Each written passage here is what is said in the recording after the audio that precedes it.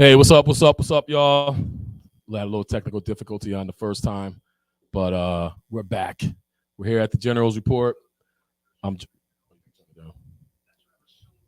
We're here with my man Bruce Ellis.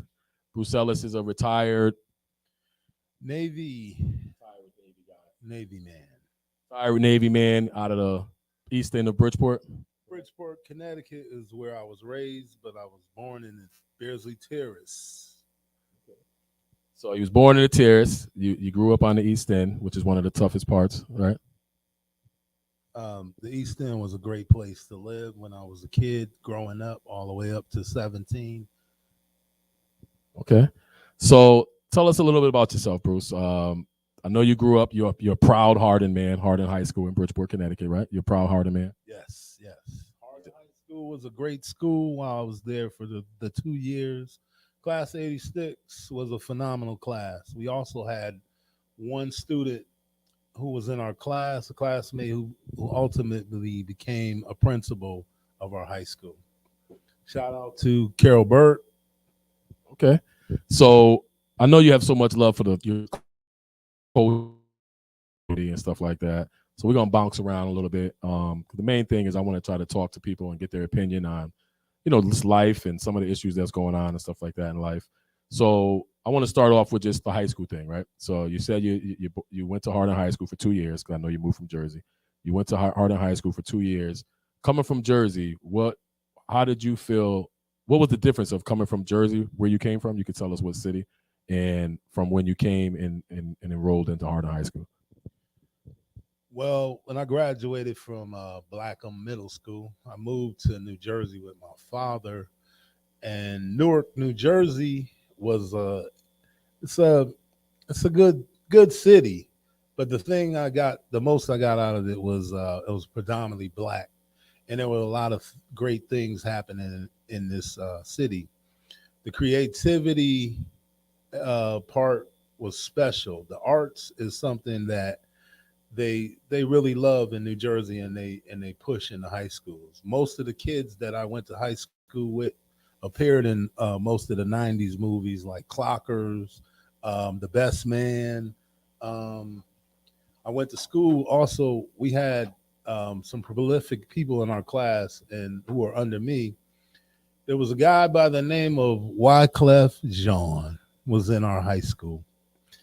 Great guy, very talented and creative, and he pushed the envelope. It helped. We helped each other.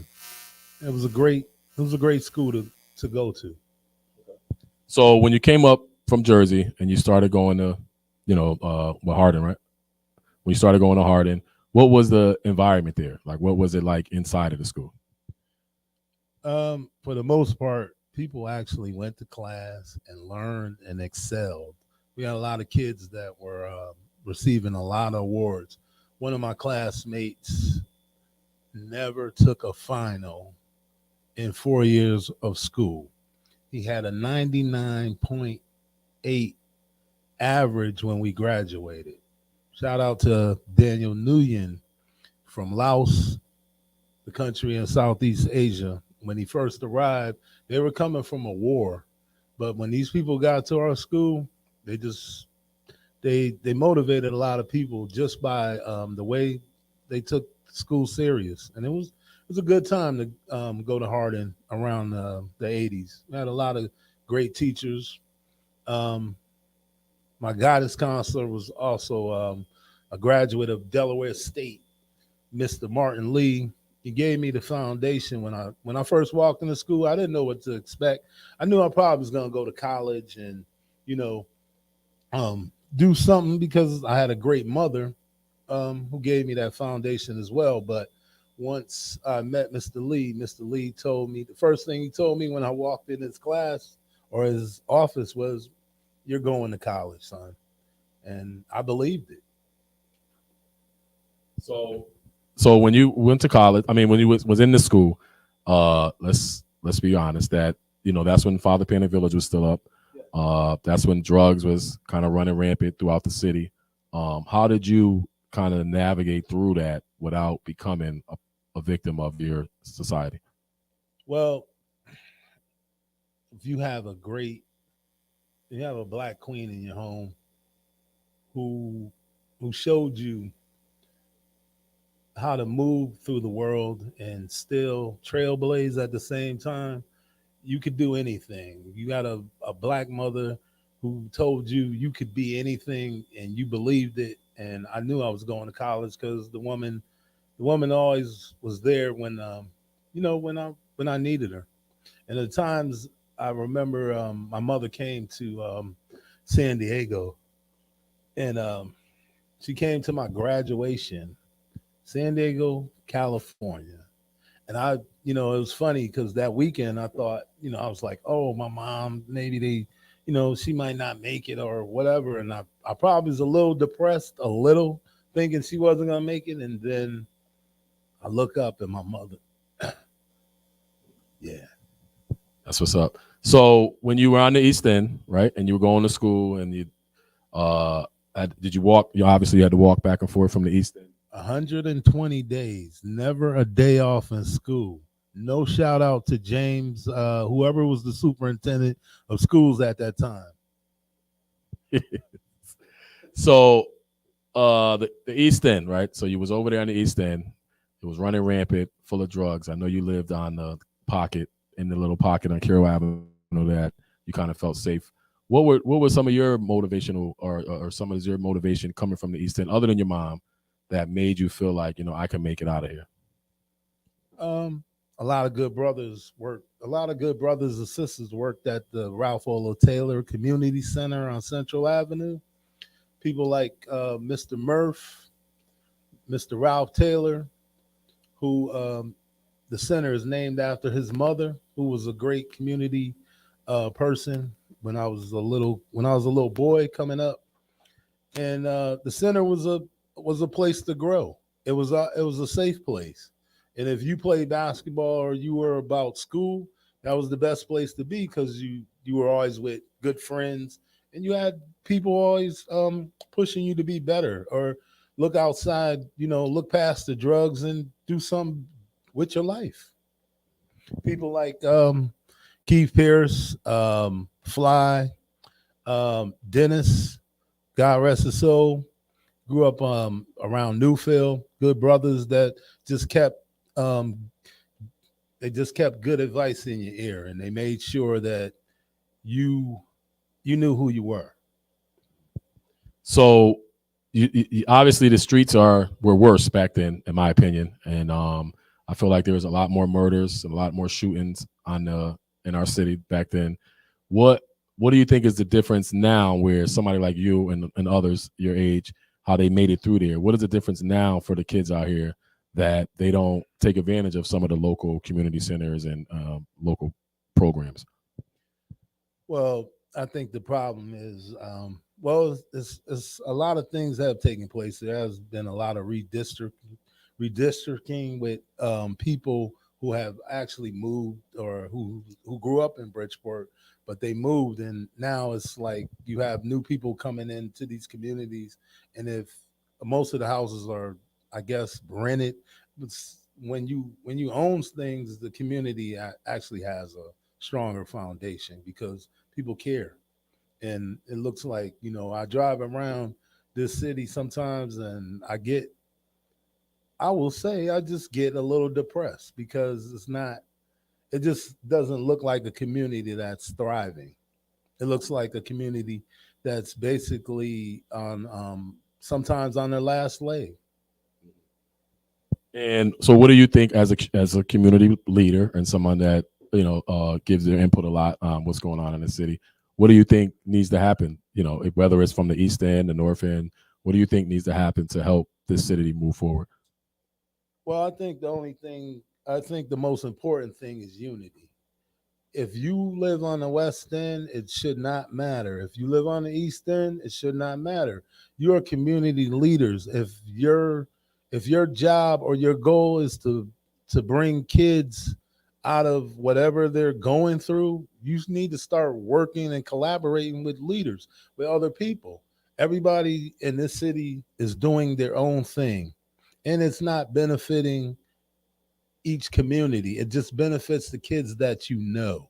So if you're not working with If you're not working with the people on the other side, because you should be able to call somebody on the other side of town and ask them. We're trying to go to the Schomburg Museum in Harlem, but if you're not invested in helping the kids, then you're just being petty and selfish, and it's not a great thing. And nobody and the kids lose out because all the back and forth. You're not children. It's nonsense. So if you let me ask you this, because I know you again, you love your hood over there, you love your community and your people.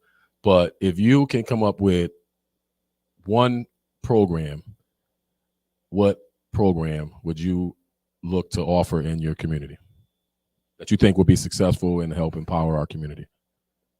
First, I would start with job training, and then I would start with etiquette, teach the kids respect. Have a class where they actually greet one another, where they go and and we can even do poetry because it builds confidence. I remember my teacher, Miss Markowski, my English teacher, senior. Most people that went to Harlan should know this lady. She was a Holocaust survivor from Auschwitz, but she came to Harding High School and she taught me poetry and confidence. We had to do poems in front of the class, and you're a young guy, you don't know nothing about that. You just like, oh man, that's no, I'm not doing that. You don't want to get in front of your friends because you think it's not cool. But once I got in front of the class and I started ripping off poems, I want to thank her for introducing me to poems, and that's actually what I do nowadays. I write also, but I would like to thank all those teachers that I did meet in Hardin and um, who actually gave students confidence to be and confidence to see themselves outside the box because we all can't do the same thing and we don't all want to look alike. So if you learn confidence and creativity go hand in hand and you can do anything. You can do anything with confidence. So I notice you always go back to the teachers and you thank everybody that has helped be a part of your village to raise you. But do do you think that has changed? Do you think that there's not enough people that make an impression on these kids or that can relate to those kids and reach those kids? Do you think we're lacking that, where the teachers nowadays or the mentors nowadays are making it more about their check more than leaving an impact on the community or the kids? Well, let's take the center for instance. I think they're doing good things over there still, but it's mainly the community. The center and the community are not connected together like they used. Yeah, it's not connected together. I think Gary Crooks is doing a great job over there, but it's a shame to drive through Trumbull Avenue and see a center not open. I don't understand that for the life of me, but I'm not gonna knock somebody because I don't know what the circumstances are right now, but it should be kind of depressing because you have a lot of children on that side of the north end who are not being able to access a gym.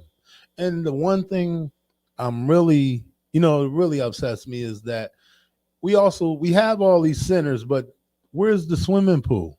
Where's the swimming pool for Hardin High School? You built a school and you didn't put in a swimming pool. Black kids swim, Spanish kids swim too. But how are they going to learn? They might have to go to the Y in Westport or Trumbull. But why should they? This is your city. If you want your kids to do what they're doing or do well, because the next generation represents you. And if things are not where they're at, guess what? It's on you, the parents, you people who call yourself civic leaders, you people who call yourself pastors. I don't want to see nobody else getting no photo ops. If you ain't got kids in your program getting those photo ops, you don't need to be in there asking or looking for accolades because at the end of the day, it's about them. And once those cameras are off, there's still things to do. and they still got a future to try to, basically do something with their life. But if the neighborhood's not together, you could tell. You could tell. And you shouldn't have to take your kids out of a district just to enjoy the fruits of your labor. No kid from Bridgeport should have to drive to Westport just to use a pool, unless you're in that neighborhood. But So let's talk about the community centers, as you touched on a little bit. So I know there's the Trumbull Garden Center, which has been closed for a while. I know Craig had it running for a while. There was some issues or whatever happened up there. But I just on on this east side alone, you have Hall Neighborhood House, you have the Orchid Boys and Girls Club, you have McGivney Center, you have the Sheen Center right here down the street. And is there anything else I'm missing? So you have 4, maybe 5 communities as far as swag.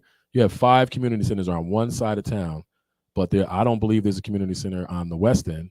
I think there's one on the south end. No, that's PT. PT, I'm saying. But on the west side, as far as that services the popular, I know Bernie Lofton and them, they do a great job with collaborating with Walt Luckett and the Curial to try to give those kids an opportunity to have rec. But what do you think as far as when you look at the community leaders, other than myself, how do you feel like they could come together without their egos clashing? What do you think? Like if you had a mediator, maybe, do you think you can get a mediator or a politician or someone that can come together? I mean, get everybody.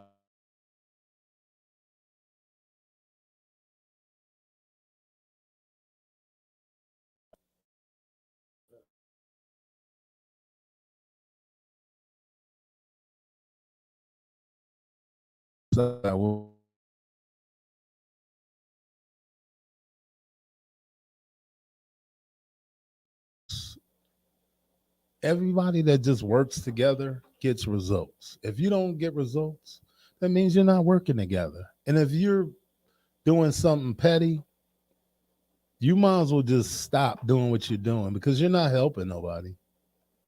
And the kids pick up on these things. And the biggest gift or the biggest surprise you could get is when kids come back and they actually look you in the face and be like, "Where's Mr. Gary? Or where's Mr. Luckett? Or where's Mr. Bucky Walden? He saved my life." Those are things that you want to hear. I could care less about an award, but if those kids come back and let you know where they've been or the things that they've accomplished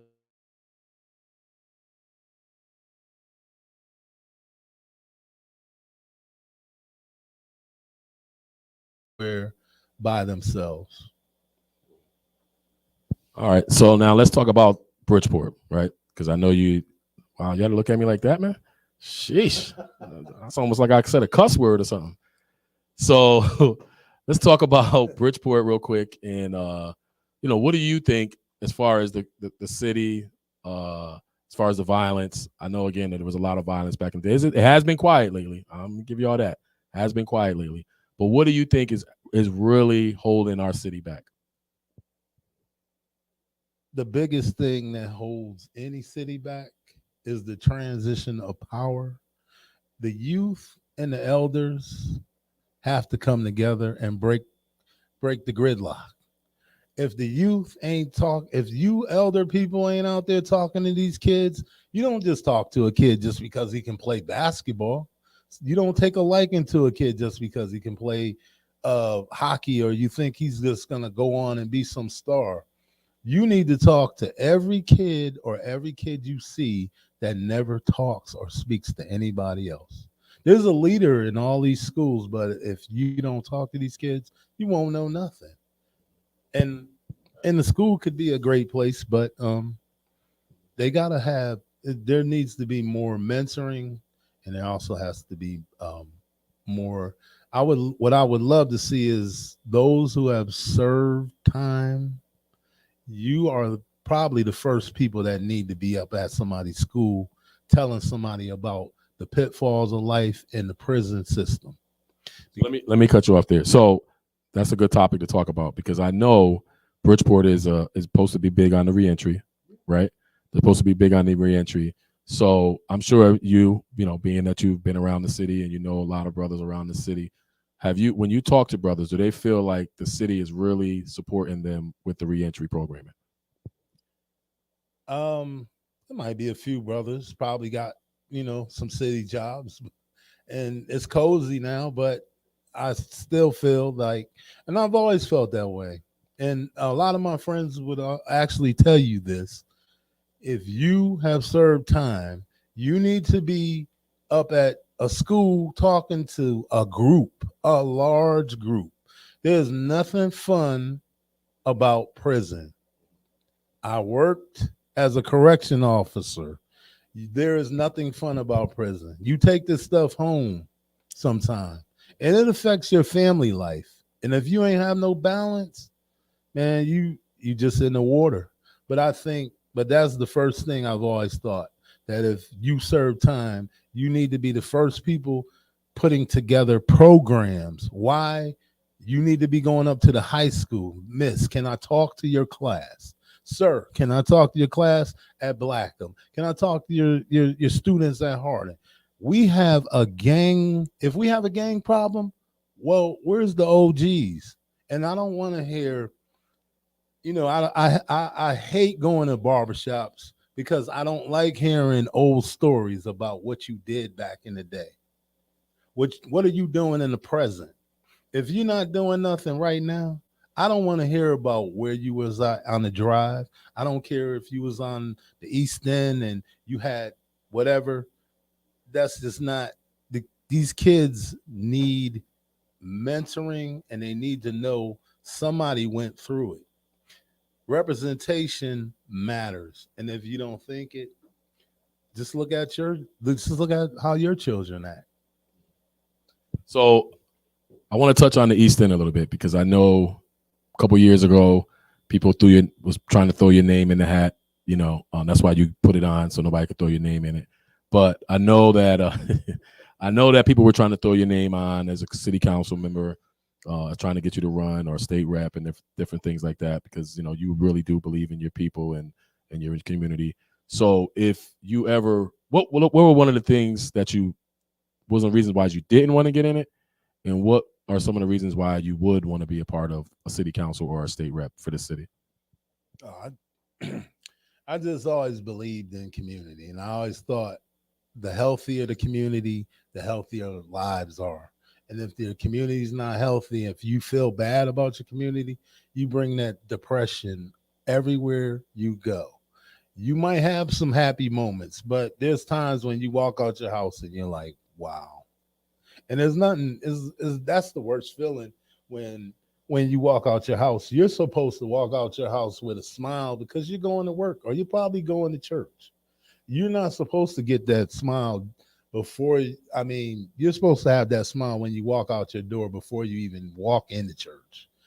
Because they know if yards are clean, streets are paved, there's a pride. I lived in Atlanta, Georgia. I lived in Norfolk, Virginia. I lived in San Diego, California.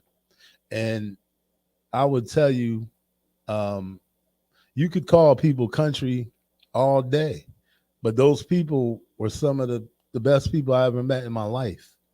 And they taught me about community. They taught me about respect the elders, and they also taught me to care about something, because I believe if your community is not together, it's just not going to work. Okay, so you ducked the question. Why didn't you run for city council or state rep? I actually, it's still in my blood. At the time, it just wasn't, the timing was not good because I'm helping, take care of my mom. My mom has partial dementia, but I thought that was a little more important. But I still collaborate with those who are trying to keep the community up and bring the community to where it was when I was in prior to me graduating high school. So you talked about Carolyn Burke, but one name you didn't mention which was the first black senator that came out of Hardin High School, which is Ernie Newton, who is also now the council member on the East End, right? When he was the state senator, great things came to the East End, right? The buildings, the different opportunities will come in. Now he's the council. How do you feel about Ernie Newton and now newly elected Wanda Simmons? And what are your expectations for them now that it looks like the East End is going to get a remake of who knows what? I know they got the library. I hear the grocery store is coming and stuff like that. So what are your expectations from your probably the longest running politician on that side of town, from in Hardin graduate Ernie Newton, and from newly elected Wanda Simmons? What is your expectations from them? First, I guess they're gonna have to overlook whatever bad history they've had or things they've said during these primaries and during these elections. Things just didn't look like they could work together. But I'm pretty sure if Wanda Simmons has been in the field for a long time, just trying to get in, and she's done a lot. She's done a lot, and I think she'll do well. I really think she'll do well. And as far as Ernie Newton, he's a long time politician, and he's done some great things. Some things, we didn't agree on, but I would say he's a good guy. Good guy. I expect a lot of greater things in the future. I expect the East End not to look. Bottom line is, you're a powerful black brother. Hold on. You're a powerful black brother. You love your culture. What about the possibility of gentrification coming to the East End? How you feel about that? Diversity always helps, as long as if people come with great intentions. And because I have seen gentrification happen in Brooklyn, New York, Harlem, and it's just an acceptance of things. Because I've been in part of one of the largest fraternities in the world. It's probably the largest fraternity, and when I do see fraternities and sororities and the things that they have to go through, I tip my cap. But no, it's not the same. We deal with life, and we deal with death, and we deal with meeting people all over the world. And we had to be responsible for one another. What fraternity is that? The military, the United States military, mind you, is a fraternity. There's some people that may think all branches don't like each other, but that's not true. All right, so let's talk on that.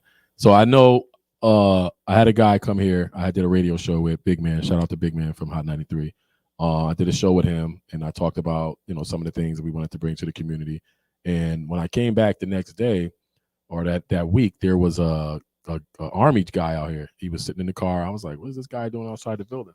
So I'm looking at him. I open the door just so he could see that I'm here or whatever. So he comes in and he started talking to me about trying to, they need help with recruitment, trying to get Bridgeport people and kids and, teens, whatever, to be teens and young adults to try to create a path to the military services. He said, but Gary, the problem is a lot of these kids don't graduate, So I wasn't aware. I thought that they just take anybody, whether it's Army, whoever, they took anybody into the field. But he's saying that there needs to be a path to these kids graduating so we can at least get them into the military. So what would be your advice to some of these young parents or kids out here that are trying to get their kid a better way? What do you think? What would you tell them about joining the military? I would say, if you don't have a clear path and you don't actually know what you're going to do by your junior year, you should know what you want to do in life or what occupation you should be going in. If you're going to go to college or you're going to join the military, you learn an occupation in both. But I joined the Navy because I wanted to travel. I had no idea. I just wanted to grow up, and once I got overseas, and it was a major education. and I made the decision for myself. I was gonna go to Virginia State, because my guidance counselor was always talking to me about Delaware State, Virginia State, Virginia Union, Tennessee State, Alcorn State in Alabama or Mississippi. Um, and when I had a chance to actually be stationed down in Norfolk, I would tell any parent representation matters. And if you can, take a trip with any of the kids in your family, your sons, your nieces, your daughters. Take them down to a school. Everybody likes to go on little trips during the summer. The best trip you could do for your teenage son or daughter is take them down to Norfolk State. They even have a black school in Lincoln University in Pennsylvania. Shout out to Marky Woods, Lincoln University. Shout out to my principal, Mr. Tinkler, who I was at McKinley, North Carolina A&T, the Aggies. Right on. But Bruce, the question was, why should black brothers, young black and brown brothers, attend the military? What would you tell a parent? What would be your sell pitch to a parent on why I should, especially now like war going on, right? A lot of people have that fear of, I don't want my baby to go to war. Does everybody go to war when you go to the service? No, everybody does not go to war. It just depends where you're stationed at. And it depends what unit you're in. You will probably get called up, depending on whatever the conflict is. You will get called up. But it's not about that. I mean, once you go through your training, you learn a lot of things about yourself. You challenge yourself, and you become a lot more determined because you're away from home, and you grow up as a young man or a young woman, and you learn a lot of things about yourself. You learn you can, and the word can't is not in your vocabulary. And you also learn to work with other people because you're responsible for another man or woman. Their life is in your hands as a unit. And you'll get some discipline, a lot of discipline. But if I would recommend, if your son or daughter doesn't have a direction, if they're not going to go to trade school, I would recommend trade school as well. But if they're not going to go to trade school or college, I would say the military would be a decent place for any young man or woman to go into. All right, so where's the money at when I go to the service? Because I see that there's money. I see that they're going to pay for my college. Can you explain to that? Because I know there's some confused parents that says, well, they said they're going to pay for my kid's college. How much time do they got to do to get that paid for? What kind of college is it? You know what I mean? Like, what do I get paid if I go to the service? You can go to any college, and the GI Bill is yours for as long as you're a military person or you don't get discharged for having a dishonorable discharge. So if I'm in the service, right, I'm at boot camp, right? I pass boot camp. Do I get any money to go to boot camp? You get paid. I get paid to go to boot camp. You get a paycheck. Okay, that's your first paycheck. You'll be what they call a E1, but Okay. So now I'm getting paid, but I have the GI Bill, right? The GI Bill's in my pocket, right? But once I pass the basic training, I'm a part of the military now, right? Yes. So now once I become a part of the military, who decides which lane I go into? You decide. Well, you're in your you already decide what what job you're gonna or occupation you're gonna take before you even reach boot camp. That's when you sign up. You and your recruiter are gonna go over whatever job that you think you would like to do, or whatever job or thing you would like to get into. And they go over different occupations. The military is just like civilian life. There's jobs, and for every job they do out here in the civilian world, they do in the military. So, but most of the time, your job is based off of what you score on your tests. You can do any job, and there's geniuses in the military. But if they go to college first, they'll become an officer. So that's the best money you can get. Oh, so once I get out of basic training, I could just say I want to go to college. I don't want to enlist right away. You would have to go to college first. Oh, really? Yes. Okay. So just for you, let's talk for your experience. You was a young black kid coming out of the Bridgeport. You got thrown into you enlisted into the Navy, right? What was one of your fears going into the Navy? I just didn't know what to expect.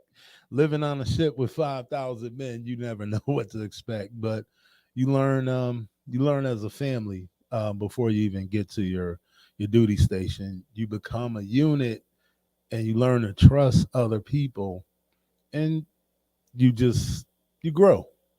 So when you say 5,000 men, I'm sorry. When you say 5,000 men, do you mean 5,000 men and women, or do you just mean it was just 5,000 men? I was 5,000 men on the USS Theodore Roosevelt.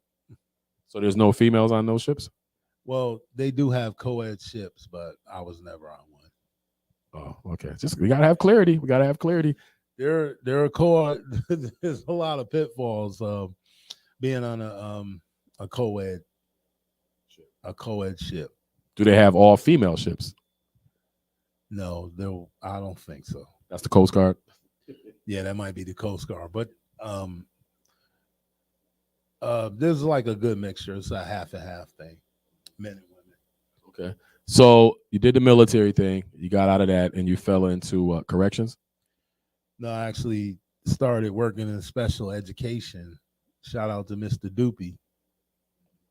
So you started working in special education. Then you went into the corrections. When you went into the corrections, because I always wanted to ask correctional officers this, and I used to tell the kids that when you go to jail or when you go to be in the streets, you don't have a stamp on your forehead that says I got ADHD or I'm bipolar and I'm different things like that, right? So in the corrections, how do you guys identify those type of people who might have those type of sicknesses, whether it's ADHD, bipolar, or does everybody just mix in? Well, it depends what level of prison. It could be a level 1, 2, or 3, and then it could just be a level 4. Most of the people that have done some dangerous crimes are in a place in Virginia where called Red Onion, where they sat on the tiers. They stood on the tiers with shotguns. So just imagine. Yes. Correction officers stood on the tiers by the cells with shotguns. So I think I'm trying to lead you down the road of where a lot of these guys now, they come home from jail. They've done all this time. You've seen them in those boxes. They sit in those, small rooms for 22 hours, 23 hours a day. Do you think that when they come out of jail that there should be some type of mental or health, mental health support for them or things like that? That's the first thing. That's the first thing that should happen. You got to know where a man's mind is before you offer him a job or he comes walking up. But you got to look at a person just as a human. I mean, they went through a lot. I mean, you do change, and there's some things that happen in prison. They've seen things. So I would say that's the first thing that should happen. It should be a lot of counseling, and that's because the transition is hard. I remember my second year. There was a guy used to talk to me every day. Actually, wanted to give me numbers to play a lot. He was a good guy, but as he was going through his rehabilitation, he had been in the system too long, and he had become part of the prison. And he was released. He got his parole. I remember the day he got his parole. It was a nice Saturday. It was sunny. He dressed, walked by me. He walked through the yard. See y'all later. Bye. Gotta go. I said, man, take care, man. But I don't want to see your face unless we're in Walmart or Subway. And sadly, the system had taken his spirit. He walked to a dollar store, went in the dollar store, grabbed everything off the shelf, and just started walking out because he wanted to go back. So in our community, I know some people talk about that a lot, that during the winter, and I talked to some other correctional officers, they said that they get a lot of those small crimes because people want to be back incarcerated because they don't have housing or they don't have, food or family out here. And, I guess they call it, you want to say they're institutionalized. So I guess you're agreeing that there should be some type of mental health that can help get. Definitely. I definitely should be some mental health awareness or the same way they have wellness for employees at your job. You're an employee at your job. Take full advantage of the wellness programs that they offer because I know everybody's heard about wellness at your orientation. And if you're not taking advantage of it, that's nobody's fault. It's there for you to keep you healthy and safe. And as a correction officer, I would say to any correction officer, if you're not taking advantage of any wellness or you don't have any balance, you need to get some. This thing affects not only you, it affects your family.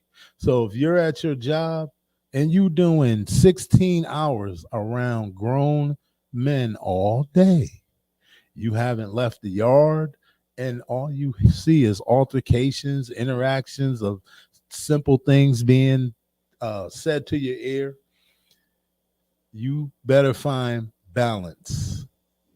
So that I'm glad you said that. So now let's bring it back to our city, right? Our different cities across the country, inner cities, where I've witnessed people get murdered at a basketball court, right, at 1 o'clock in the afternoon.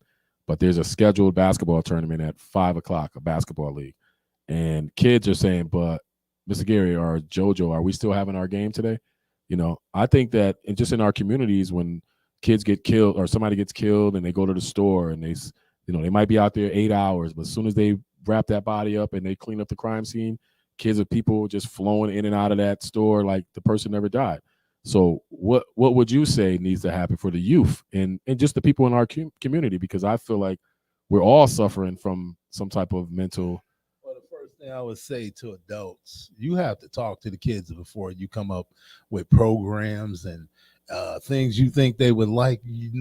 How do you know what they like? You need to talk to them.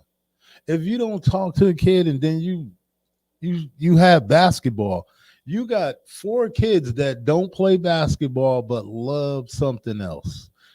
The only way you're gonna know is if you talk to them. And I once recommended to the Easton City Council a teen summit. They used to do teen summit on BET, and it helped a lot of kids in the 90s because that was the crack era. And a lot of us either joined the military or we flocked to the HBCUs. There was one of the biggest enrollments ever in the 90s after Different World after their first year. Lisa Bonet ended up at Hillman College, and next thing you know, everybody's signing up to go to Norfolk State, Morgan State, Howard, Spelman, Houston Tillotson in Austin, Texas, and Langston University, which nobody ever mentions, is one of the oldest and prestigious colleges in Oklahoma. All black Oklahoma. Black Wall Street was a phenomenal time for us, for our people. So do you think that the school, who should be responsible for providing our community with mental health? And should it be free? Should they have weekly or daily workshops? Or do you think it's on the parents to find the right psychiatrists or people to just have their own individual kids? A little bit of everything. There's no right or wrong answer. But one thing doesn't work for everybody because some kids might not want to talk in a group. But that's the thing where you got to bring kids together and make them stand up and talk in the microphone. My mother used to make us read books in the living room, or we had to recite something. Our parent, God bless my great aunt Thelma Brown. She taught me a lot about Black history, the Black Panthers. Shout out to the Black Panthers. They did a lot of great things in the community during the time, in the 70s, growing up as a kid, man. It was a special time. And shout out to the grown men who who had a men's club in the Terrace, in Beardsley Terrace, who did a lot of things, softball, cookouts for the kids. The weekends were always filled with some activities because of great people in the community. So why can't we have that now? Most people are not communal with each other, so they're not really talking, or I guess, and I'm not gonna say people are selfish. I guess people are, they're invested in their child, and at the moment, um, everybody's and most people work, so Well, it wasn't working back in the day. yeah, they worked, but it was other people to fill in the void. And there were a lot of great guys at the center, like Mr. Buster. They taught us African drums. They taught us. We went on field trips. Um, oh man, I can't think of her name. She was special. Miss. Oh, shout out to Miss Roberson. Miss Roberson brought us to New York, brought us to Wall Street, showed us, the workings and the how it goes down at Wall Street. Went on a lot of trips, but it's the representation. When you see somebody who looks like you, sporting a diploma, it does a lot of good because, like I said, the '90s it was a great migration to black colleges because we started seeing people who look like us, and it made a difference to have a guidance counselor, man, who went to Delaware State. So do you agree that them pulling the guidance counselors out of these schools because of funding or whatever, do you think that is definitely impacting our inner city communities or all communities? Of course, I'm sure I'm not the only one that can shout out their guidance counselor. I mean, there was some good guidance counselors at Harding. Mr. Johnson, um, Mr. Mr. John Lewis, the football coach. Yeah, did a lot. Did a lot. Tony Elliott, he went to Wisconsin. Shout out, rest in peace, Tony Elliott. Play for the Saints. Shout out to Charles Smith. Shout out to Wes Matthews. Shout out to John Bagley. So let me ask you that then. So let's get into that Harden history. Harden, being that they had a couple of NBA players come out of there, some senators and all that stuff like that. How does Harden still catch a bad rep on it probably being the third school of choice in the city behind what Kobe and Central? How did those people become successful out of there with so many people taking shots at the building as far as, well, the East End Stratford Avenue kids and the Village kids are in there. You know what I mean? How do those kids like yourself and some of the others that have come, how do they make it out of there? Well, I think they're attributing things that's happening out in the streets, disputes, and maybe some issues some people are having with one another. They're attributing that stuff to Harding High School, which for the most years that I've seen, most kids in Harding have been excelling. I don't understand where the stereotypes come from, or where the bad taste in your mouth. But I just think people just need to do their job. Community needs to work with the school. You can't expect the school to teach your kids everything. I mean, let me just say that because I got to touch that. A lot of parents push back on the school saying, well, you should have taught my kid this and you got him 8 days. That's your job. That's this and that. So are you in defense of the teachers saying that some of the work and some of the preparation has to be done by the parent? Or do you side with the parent who say, I send my kid to you and you get paid to educate my child? Well, there's certain subjects, I believe, but no, it's a partnership. My mother used to come up to the school every other day at first when I was at certain schools. Mr. Tinkler knew my mother. My principal at John Winthrop knew my mother. But that was a lot of parents back in the day. I think. Well, DCF put a stop to that because ain't no more whooping kids and doing all that in front of this class. Whoop a kid. You just have to walk him to his door and check on him. at least 2 or 3 times, and then throw him off. Because once we started seeing my mom coming up to the school and she's in front of the door, oh, the class clown stuff just stopped. So what do you think about that? I love DCF. I think that they do a great job for our kids, right? But I know they have some of their faults as well, right? But what do you think as far as them kind of running our households now, as far as the discipline and how because I know back then, if you, like you said, if you did something, there's a consequence. But these days, the kids could tell you, like I said last night in the show, the kids, I could call a parent and tell them that, well, Bruce told me to go F myself. And the parent's going to say, well, what did you say to Bruce? Because, my son ain't just going to cuss at you. And, my son, he only responds when people disrespect him. So, what do you think do you think that with DCF and these type of agencies stepping in saying, nope, you can't put your hands on the kid and you can't yell at them past a certain tone or you're going to be consequences? What do you feel about? Do you think that is part of some of the kids' bad behaviors? I believe there's a lot of miscalculation on DCF part. I think you should know the kid before you define who they are, and stop defining kids because they're kids. Kids are never going to know everything at their age. And if they're not allowed to just grow, it's just not going to happen. Pulling them back and forth away from their parent. I mean, I'm sure they have parenting classes, but it's a collaboration. You don't go in like the Gestapo. Once you go in like the Gestapo, the trust is, they'll never trust you again. So it's just a breakdown. But I think people just need to step back and assess the situation a lot better, because most of the kids that they define as bad, those are your leaders. All right, let's jump off this topic into another one. Bridgeport, leading into the East End. It's a lot of empty space going over there. It's a lot of spaces getting cleared out. I know one of the dreams that the city had was casinos.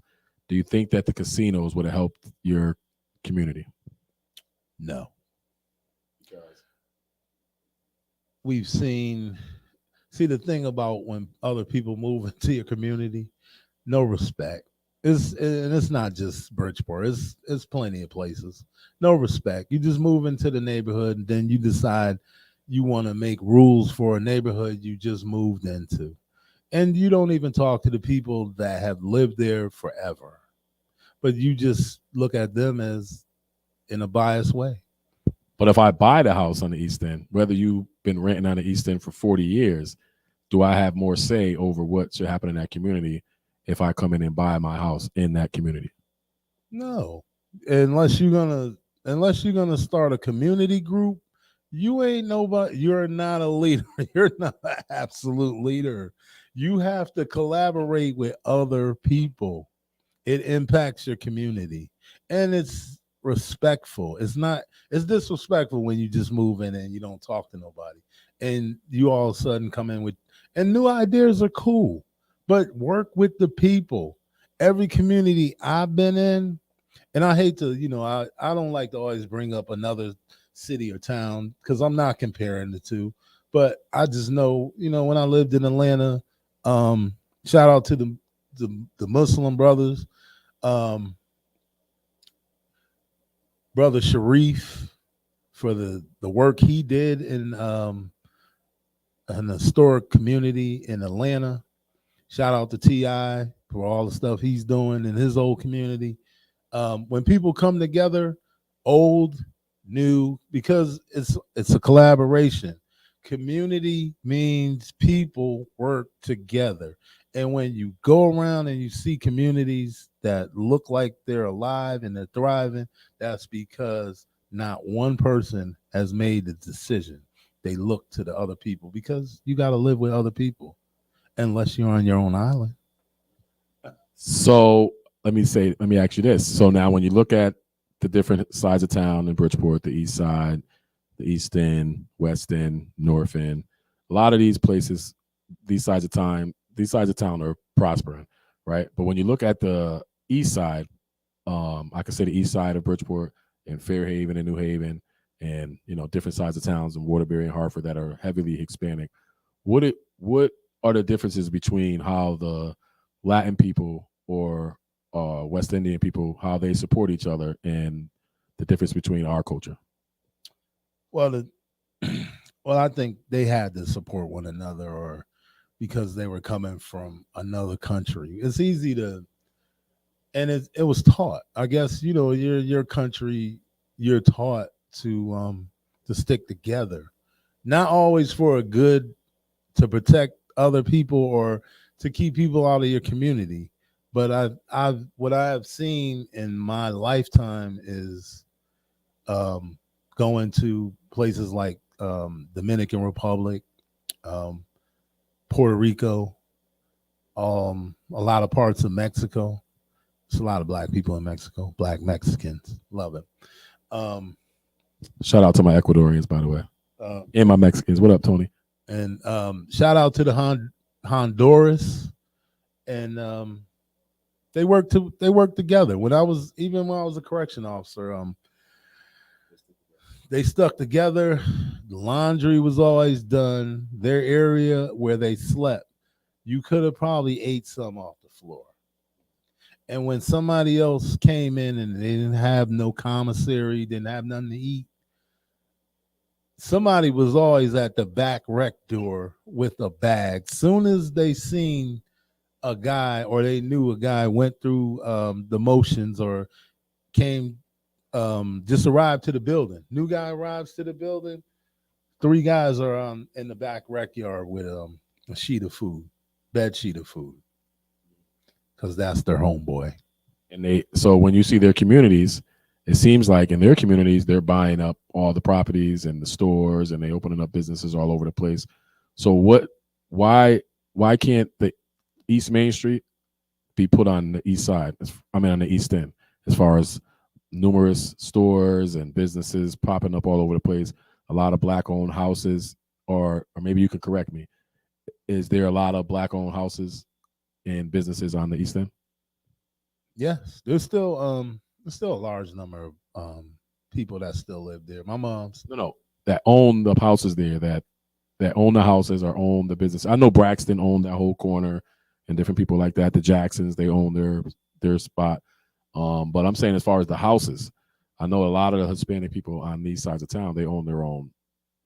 Somebody in this side of town owns those houses. Most of the houses are owned, unless people decided to move down south, or maybe California. There's a lot in Atlanta, Georgia. Shout out to my Bridgeport people in Atlanta. It was a good time when we used to get together, have reunions. Hector Roman. He's back here, by the way. Yeah, but that's my people. So his brother's in Florida. He's watching. Ephraim, what up? And David. We were stationed together. My man Ephraim. Shout out to Ephraim, who was in Virginia Beach. Nope, Ephraim's in Florida now. It was a good time. Oh, y'all were in Virginia Beach. We were stationed together right on NAS Oceana. Good brother, man. Taught me. Once he found out I was from Bridgeport, it was fun, man. He taught me a lot. He taught me some things about cooking that I didn't obviously know, but it was, at the time, I was just a young cook coming to the base, and man, opened his arms and told me a lot. And it's funny, we started talking. I was like, yo, man, I know all your people, man. The Romans from the Greens. We were family. Good brother, man. Much respect. So let me ask you this. We're going to go through a couple rapid questions. Do you think there will ever be, in the next 10 years, a black mayor in the city of Bridgeport? Yes. Why? Well, eventually the gridlock of the Democratic committee is going to have to will come to an end eventually, because somebody will take up the mantle, just as somebody like when Ernie Newton was a young man. Somebody else will fill that void. But the thing about leadership, you could be in your you could be a senator for forever. You could be a U.S. rep forever. But what needs to happen is you need to be grooming somebody, because if you're not going to be there forever. I just said that. But you're not going to be there forever. And you're not going to understand the problems that these young people are dealing with or going through. And you're not going to be around when it's their time. And eventually somebody's going to have to groom somebody. And I look, most of the leadership on the West End is good. Most of the leadership on the North End is great. And you have some trailblazers over here on the East Side. And I think people like Heidi Ramirez. Yeah, Biz. Sorry, Heidi. I think Heidi Nieves, people like that, they will groom somebody. Somebody will see what she's doing because they will be motivated. So I know you was watching it this year. There was a heavy race against Heidi. They wanted to get Heidi out. I don't live here, so I wasn't really a part of that fight. But when you see people like that out there, and then they was all campaigning against her to get her out of there, and then she won by a landslide, and then she was voted unanimously to be back the city council president. How do you look at that as somebody looking from the outside in, where everybody, different council members or whatever, was recruiting people to vote against her, but then when they went to vote for the city council president, she got all the votes? So how do you look at that? Oh man, that's just respect from the people. The people have spoken. You don't get to speak. The people speak who they want in. And if she was doing a bad job, they would have voted her out. But you could probably walk around this community and be like, who is Heidi Nieves? And they'll probably spit off about 10 or 15 things she has done probably in a month. But that's the biggest accolade you can receive, when the people vote you back in unanimous. Yeah. All right. So now let me ask you about this. Bridgeport Police Department. They're going through a lot over there. The chief was arrested. They got a new chief. They don't want her. How do you feel about that? I personally don't know this lady, but I can't go against what the mayor picked her. She's been on the force for a long time and probably has done a lot of great things, and she probably deserves that job. I don't understand, why people would probably go against her, but it's not right. I think she probably deserves more support, but she didn't get to where she's at by just doing some nonsense. So I think she probably deserves a chance. She came in intern, and it's not always good a good thing when people just have to come in and fill the void for some unfinished business. I think she probably deserves maybe a term to see what she's made of.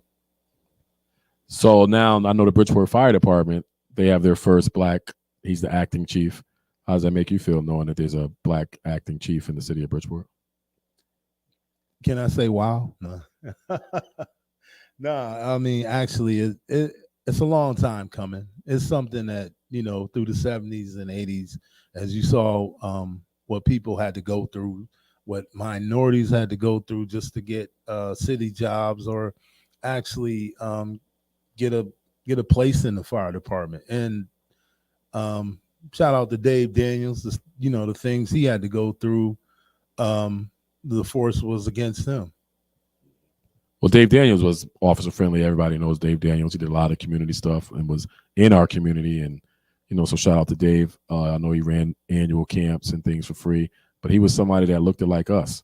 And it made a difference. I mean, guess a lot of people actually joined the force after people like him, Mr. Meekins, Charles Smith's father, rest his soul.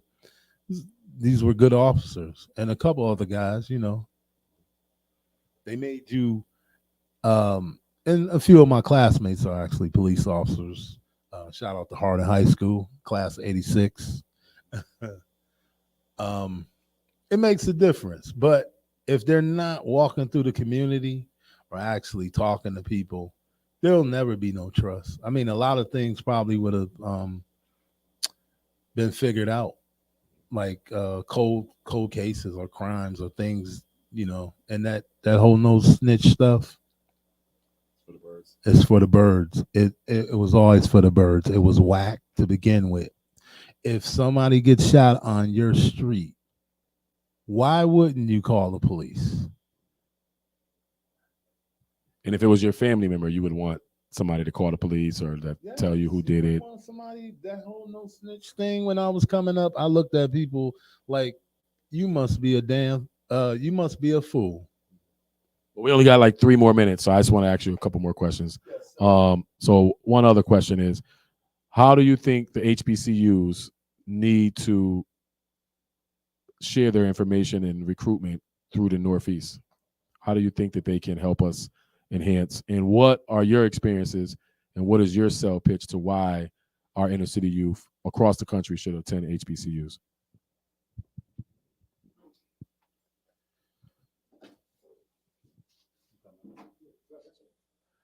HBCUs, man, the thing, I would say 30 years ago when I first walked on the campus of Norfolk State and Hampton University. Shout out to Jamie Jeter, my cousin. She went to Hampton University for a little while, and some other people, Bob Miller, Norfolk State. I would say representation matters, because once you walk on campus and you see the things that are going on, you probably want to call your parents and ask for another plane ticket or a train ride. The things that were, I mean, it was, if it was the sororities, the fraternities, the smart kids, the Black Student Union, it's just, man, I the way I could explain HBCU, it was like heaven. I had a lot of friends. One of my friends actually ended up at Houston Tillotson Colleges. Rest in peace, Cleveland Williams. Houston Tillotson in Austin, Texas, a black college. And the brother got to the campus and he pledged, graduated, top of his class. And a lot of kids went to Norfolk State, Morgan State. I mean, there's over 100 HBCUs. There's no reason why there shouldn't be some pamphlets or some information within the school, because that's what it used to be. And when I went to Vailsburg High School in Newark, New Jersey, my football coach had attended Morgan State. One of my football coaches went to Alcorn State in Mississippi. Another went to Grambling. And when you see that, you're just, I mean, you only want to inquire and want to be part of it, because the homecoming would just take you to another level. And you probably call home and be like, Mom, I'm staying. I'm staying. True. So I want to go back into this. I know you're a big sports guy. I know you think you know a lot about sports. So they had the top 75 this week or 2 weeks ago for the NBA All-Star, right? Some people say that Tracy McGrady. Some people say that there's other guys out there that should be on there. But, one of my biggest debates, and I know me and you argue about this a lot, is I just want to know, because a lot of people have their opinions behind the scenes and they Facebook gangsters and they argue and this and this and that. I just want to know. I'm just going to make it the Lakers, okay? I just want to know your top 5 all-time Lakers, starting from the best to the number 5, because I'm tired of you behind the scenes, right, talking this stuff. So I just need to know your top 5 Los Angeles Lakers. Wow. You can start from number 5 or you can start from number 1. Wow. Somebody will probably get left off the list. Magic Johnson. So you must be starting from number 1 then. I mean, if you don't want to, because Kareem Abdul-Jabbar played with another team, but he played most of his career with the Lakers. He played 15 years with the Lakers. Kareem Abdul-Jabbar played 20 years in the league. Special man, special big man. So Magic is number one. I would say not only the number one Laker, the GOAT of the NBA. Thank you. Okay. So who's your number two Laker?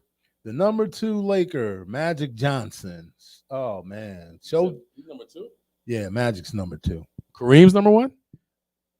No, my number one Laker would be Elgin Baylor. The great Elgin Baylor scored 60, had the all-time playoff record, 61 at the time.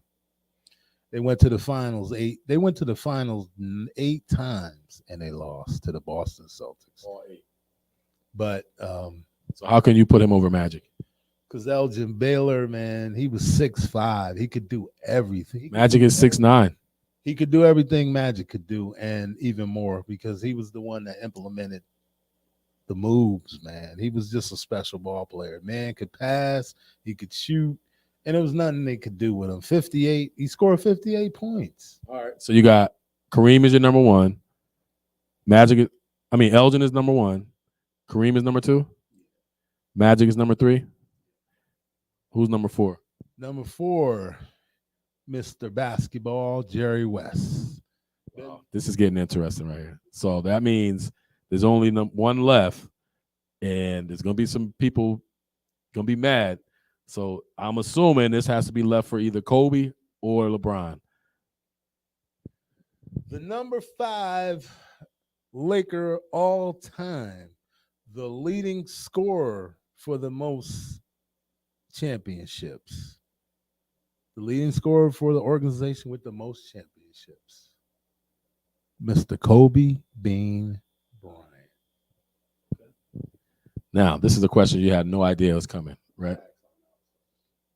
Here's a question you probably don't know the answer, but who in your history of Bridgeport, right? And we're gonna end on this. Who are the 5 most influential people in the Black and Brown community in your history of being in Bridgeport? Don't dance. Top 5 influential people in our community in Bridgeport. No, influential people. They could be judges, doctors, lawyers that made impact in our Black and Brown community. 5 only. Margaret Morton. The late great. Wait, who is Margaret Morton? Because people don't know who that. I know you're a historian and you love to talk about our culture.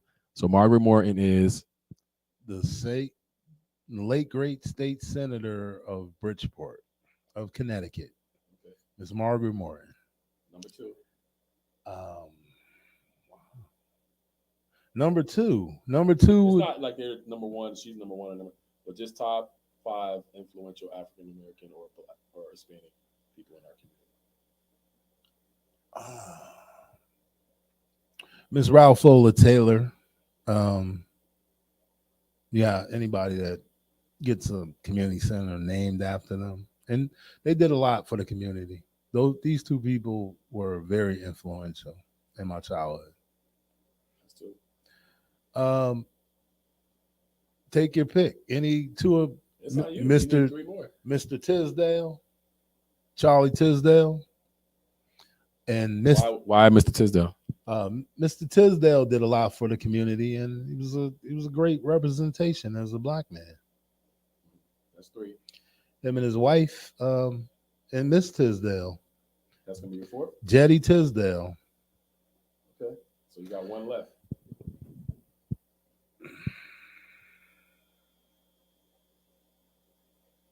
Wow, Black and Brown. I don't know. Somebody would have to answer the East Side or the East End.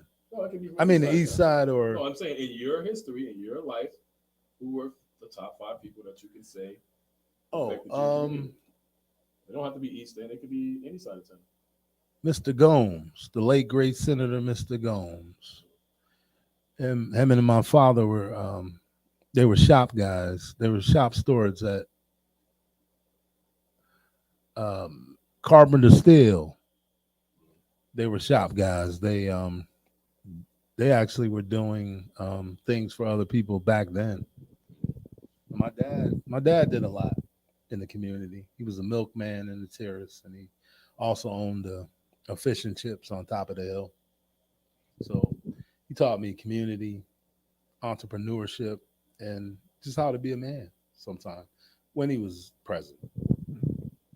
All right. So last but not least, what is your message to our Bridgeport community and our leaders and our youth?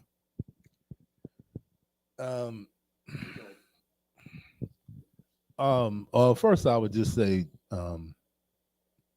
whatever old grudges or ever old thoughts and old insults or things or disagreements that each community person has had, there needs to be a bearing of the hatchet and to work together if that's the case. If you're invested in your community and you're invested in your city, please start to work together. All old insults and things going on at on social media during this last campaign was just ridiculous. I'm not going to call any names because I don't need to. You know who you are. But if you're not, please be invested in the kids and the community that you live in. The only way it starts, your pride starts when you walk out your door. And if you don't have pride in your community, you just go to work and you hear people say, you would never want to walk to your job or drive into your job and hear somebody say, when you say you live in Bridgeport, and they look at you and say, oh, you live in Bridgeport? Wow. There should never be a time when anybody that lived in Bridgeport comes back to Bridgeport and disrespects it while talking to other people. You lived here. You grew up here. You became somebody. I would just say, please work together. The future is now.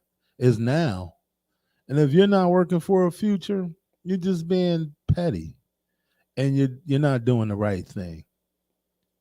Nobody needs to tell you what you need to do. You already know what you need to do. You already know what you want to do. But if you're not working together, you're not a good role model for a child. And don't say you're doing the right thing when you're somewhere in another center or you're somewhere else talking about somebody else and wondering where they got their money and worrying about who helped them get a building or whatever. Please work together. All y'all got your building or whatever, your program on your own merits. And nobody knows what the other person went through. We had a guy come from who built a lot of lives or positivity in New Haven. You got to ask yourself, why would I be bad mouthing him? Or why would I even be listening to people that don't know me? If you want to know something, go talk to the person. We don't need to hear rumors around the city. And if you don't think the person is invested in the children, go check out their program. That's all you need to know. I met people I didn't even know at functions when I was in Atlanta. And we were talking about what was our goal for our kids, or what did we want to see, or the change. And next thing I know, I'm working on somebody's mentoring program. And please, if your program is not doing what it is supposed to be doing, please shut it down or do the right thing. Thank you, Spike Lee. Do the right thing. And shout out to Harry Belafonte, 95 years on this planet. Great man, great humanitarian. I remember when we were in D.C. and they were at the rallying against apartheid, against South Africa. Those were great times. And, when I look back, I could still see the faces. I was out there protesting while I was in the military. But hey, you gotta follow You got to follow your path. And if that's righteousness, just follow that path. But you can't fool God and you can't fool your heart. If it's in the wrong place, best believe the karma will walk up to your door. But the best feeling is when the kids or the people who've been in your program come back and thank you out of nowhere. Thank you for saving my life or helping my life along. And the only progress happens is through unity.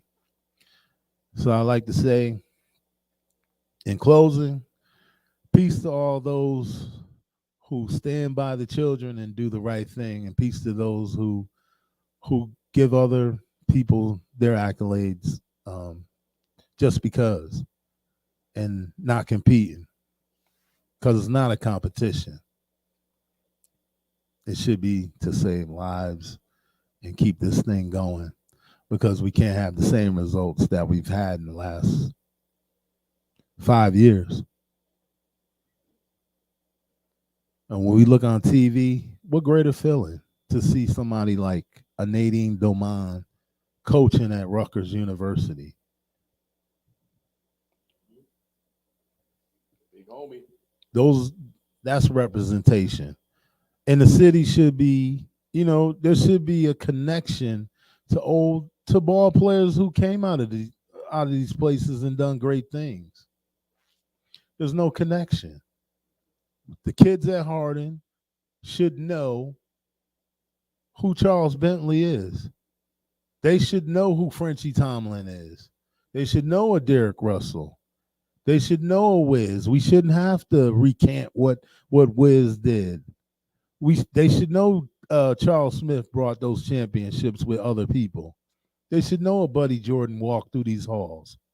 They should know as well. They should know on demand how many championships. But the older players, y'all need to go back to the school and talk to the kids as well. So I'm going to just leave it there. Peace to everybody out there. Much love. Much love. And I thank God that I had the opportunity to be here with a special individual. Peace. Thank you, brother. Thank you. So, we're going to wrap this show up in a minute, but I just want to give a few updates that tomorrow we're going to have Lieutenant Joe Kirkland of the Bridgeport Fire Department on our show. He's going to talk about the recruitment that they have going on and why some of our Black and browns and just all cultures should be, try to look into being a firefighter. I know that they have some tests coming up, but they're looking for some people to want to join their recruitment thing. So tomorrow we will be on the air, I believe, at 1:00 talking to Lieutenant Joe Kirkland of the Bridgeport Fire Department. In the future, we have received commitments from. So we will have on our show in the future is Bob Stefanowski, who's a Republican candidate who's going to be running for governor in November 2022. We're going to have his wife up here. She's going to be talking also about some of the stuff that she looks forward to doing in our community and some of the things that she already have done across the state for our community. We're going to have City Council President Heidi Nieves up here, the president of the Bridgeport City Council. She's committed to being here. As he just spoke on, Nadine Damone, it's a good friend of mine. She's going to be joining us one day on the show. So my thing is just trying to bring some of our people here and just give everybody a outlet to be able to say how they feel, as well as having the community be able to give their opinion on what they feel as well. So when Bob comes up here, Bob's my guy. Bob Stefanowski, he's a regular guy, man. I love that dude like he's my brother in the hood, you know what I'm saying? And I think that once you guys talk to him or you see him, you're going to love him, As far as Heidi, you know what I mean? Like I said before, Heidi had our issues, but we resolved them for the betterment of our community. So we're going to look to move forward, and I can't wait to talk to her about some of the things that people might assume on her and her role and different things like that. So again, I want to thank you, Bruce, you know what I'm saying? Again, a positive brother in our community. A Navy man, you know what I'm saying? HBCU man, Harding man, well, he loves his culture. I know you only celebrate Black History you only celebrate our Black culture once a year, which is February. Once a year, because it's too big to be celebrated. People get mad, but Carter G. Woodson started Negro Week. It started as Negro Week because it couldn't be that big back then. They had to get information together, and there wasn't no social media to throw around where we could just put up the first black pilot. Back then they had to use paper, so they had to send this stuff, and then black a lot of black communities were oppressed, so they didn't have this history, but they still knew the history. They passed it down orally. That's what they did in our host motherland, Africa.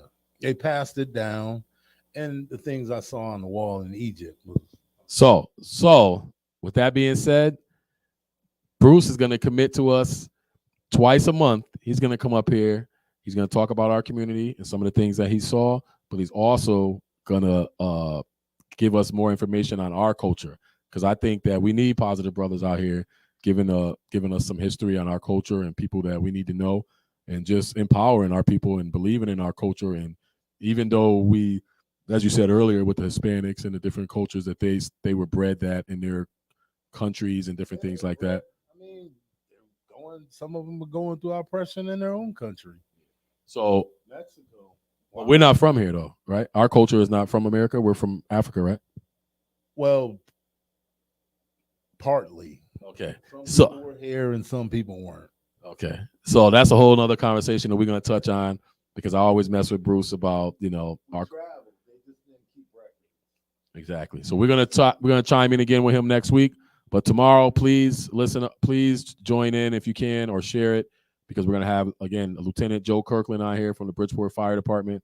And he's gonna give us some more information on their recruiting that they're doing for the fire department of Bridgeport. It's really important that we share that information, because we need opportunity, and we need to get more of our people involved in civil service and being a part of our community. And not saying that we don't want to have all races as on our police department or all races in our fire department. It's very important. I mean, you cannot ask for representation and not go for it. You cannot complain about the system. I seen a movie when I was a little boy that my aunt, the name of the movie was The Spook That Sat by the Door. But it was a book as well, but it was a special book. So you're saying you want people to go look up, what's the name of it? Go look up The Spook That Sat by the Door. And that's going to inform you on. You'll learn what you need to do in your community and why it would be important. I'm not going to tell you about the movie, but I would say the movie is highly important, and it'll show you the blueprint to how you command respect in your community, and you decide what happens in your community, not somebody down at City Hall. There's community leaders that are supposed to be taking over these neighborhoods, and city council is not just a title. Because I remember, rest in peace to ex-mayor Harold Washington. Met him in Chicago. Special man, phenomenal man.